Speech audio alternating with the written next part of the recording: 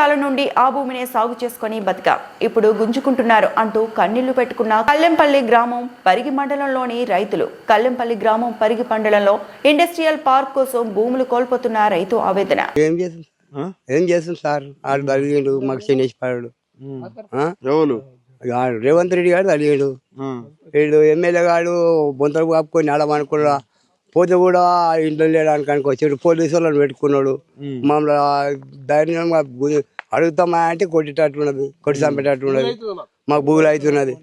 వీడు రేవంత్ రెడ్డి గారు వస్తా అంటాడు, ప్రజల పాలన చేస్తా అంటాడు. ఈడు ఎమ్మెల్యే అంటే ఆడు రాడు, ఈడు రాడు. మేము కొనాకు మన దంపి కలం ఉన్నది. మరి ఏం చేస్తాం? పరిస్థితి ఇట్లున్నాయి సార్. నేను 2 బోర్లు వేసుకున్నా, నీళ్లు చుట్టుంటే పైప్ లైన్ కలిపిన, ట్రాన్స్ఫారం తీసుకున్నా, గుంతలు గోడకలు ఉంటే జేసీబీలు పెట్టి సాగు చేసిన. నాకు ఉన్న కాడికి మొత్తం పోతున్నది. ట్రాన్స్ఫారం కూడా అన్ననే పోతా, అంత అన్ననే పోతున్నది. ఇక నా 60-70 వేలు పెట్టుకొని ట్రాన్స్ఫారం తీసుకున్నా. ఆ ట్రాన్స్ఫారం నుంచి కూడా 10 మంది బతుకుతారు.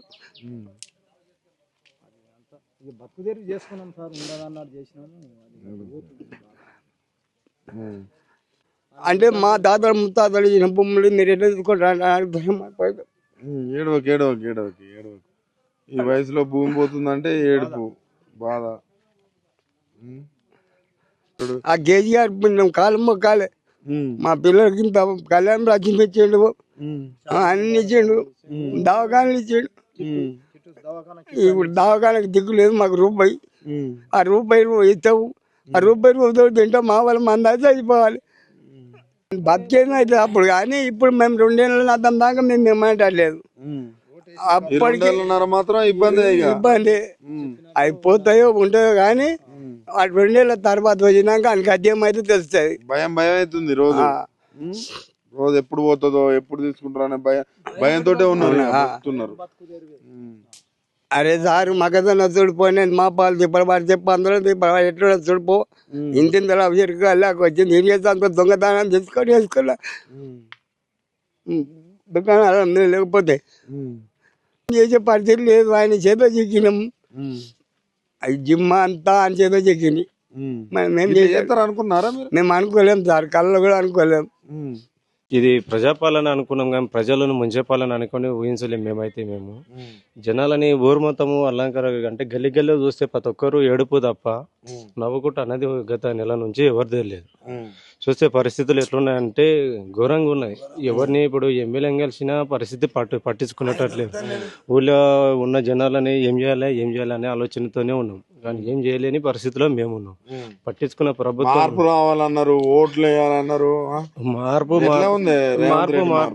మార్పు మంచిగా వచ్చింది. మార్పు ఏం మంచిగా వచ్చింది చెప్పు? భూములు గుంజుకునే మార్పు వచ్చింది, ఇల్లు కొలిపే మార్పు వచ్చింది, అన్ని మార్పు వచ్చింది. ఇంకా మార్పు ఇంకేం మనసులను చంపే మార్పు లేదు.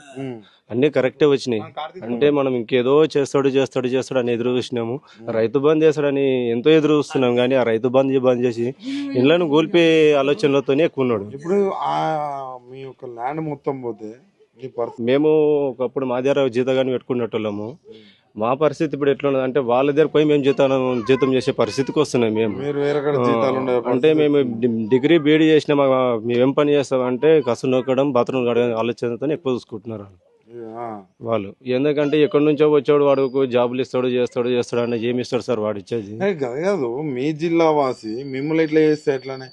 ఇక మా జిల్లా అని ఉన్నది కదా సార్ వాళ్ళకు. ఇప్పుడు ఏ రోజు జిల్లాకు పోతే వానికి పప్పులు ఉడకాయి. మా జిల్లా మమ్మల్ని ముంచానికి వచ్చాడు. ఏదో చేస్తాడని అనుకున్నాం కానీ ఏది చేయడాడు. ఇట్లా చేస్తే మళ్ళీ ఓట్లు వేస్తారా? ఇంకెందుకు వేస్తాం సార్? ఇంకా మేము పోయేనికి మేము ఉండాలే కదా సార్. మేము ఉండాలే కదా ఫస్ట్. ఉండకుండా అంటే మాకు భూములు లేనప్పుడు మేము బతుకుతామంటే ఎట్లా చెప్తాం? పరిస్థితి ఇప్పుడు ప్రతి ఒక్కరి ఇంటికి పోయి చెక్ చేసుకున్నా ఎవరి పరిస్థితి బాగాలేదు. ప్రజలకు రేవంత్ రెడ్డి గురించి చెప్పాలంటే మీరు చదువుకున్న వ్యక్తిగా ఏం చెప్తారు ప్రజలకు? ఏం లేదు సార్, చదువుకున్నాడు. రేవంత్ రెడ్డి ముందర చాలా గడిద కింది సంబంధం. ఒకప్పుడు గడిద అంటే మేమే చదువుకున్న యువతనే గడిద అయింది. పరిపాలన అట్లా ఎంత ఘోరంగా ఉంటుందని ఎవరికి ఉంచలేము. కష్టపడి ఆయన కోసం కొట్లాడినాం. ఒక ఓటు వేయించినావా? ఓటు నేనే వేసిన దగ్గర ఉండి 10 మందిని ఇట్లా తొలకపోయినా, కష్టపడ్డా, కొట్లాడినా, నా ఇంటి మీకు 10 మంది వచ్చినా పోరాడిన ఆయన కోసం. ఇప్పుడు ఆయన కోసం మేము ఏం చేయాలని ఇప్పుడు మళ్ళనే తిడుతున్నారు. గాడిద కొడుక నువ్వే ఓటు వేయించినావు, నువ్వు ఇప్పుడు నువ్వు ఎట్లా ఇప్పుడు ఏం చేస్తావు అనే ఓటు పరిస్థితి వచ్చింది. వేయించినావు, ఊర్లో భూములు లాక్కునే పరిస్థితి తెచ్చినావు అంటున్నావు. మరి ప్రజాపాలన అంటాడు, మరి రేవంత్ రెడ్డిని డైరెక్ట్ పోయి కలవపోయారు. మరి ప్రజాపాలన ఏడుంటాడు సార్ ఆయన. ఇప్పుడు ఆయన ఒక ఫుట్బాల్ అనేది ఒకటి మిక్సీ అని ఆయన దొలకొచ్చుకొని ఆయన కొన్ని కోట్లు పెడుతుండే. గాంధీ విగ్రహం ఎవడు కట్టేయమన్నాడు? గాంధీ మంచి చేసింది చెడు చేసింది అంటే ఏమో జనాలకు తెలియదా? అంత ఘోరంగా ఉంటది అంటే నీ పరిపాలన తెలియదు. ఇంత కోట్లు పెట్టి- ఇట్లుంటదండి. మొన్న మన రాహుల్ గాంధీ వచ్చి ఆయన ఏదో ఇప్పుడు అంత చేసినోడు ప్రజల దగ్గరకు వచ్చి చేయలే కానీ వికారాబాద్ వచ్చి కొన్ని కోట్లు తీసుకుపోయాడు ఆయన. ఇప్పుడు జనాల కోసం పెట్టాలే కానీ జనం కోసం దేరం గుంజుకోపోయడం అనేది ఏంది ఉన్నది చెప్పు? ఇంత ఘోరం అనుకోలేము మేము. ఈ పరిస్థితి వస్తే ఎవరు ఊహించలేరు. మళ్ళీ ఓట్లకు వచ్చిర్రు అనుకో, ఏం చెప్తారా మీరు? ఏం సార్ ఎంటబడి కొడతాం మేము. ఎవరు వచ్చినా ఎంటబడి కొడతాము. పట్టించుకున్న యోధుడైతే లేడు కలపల్లో. మరిన్ని అప్డేట్స్ కోసం మా ఛానల్ ని సబ్స్క్రైబ్ చేయండి.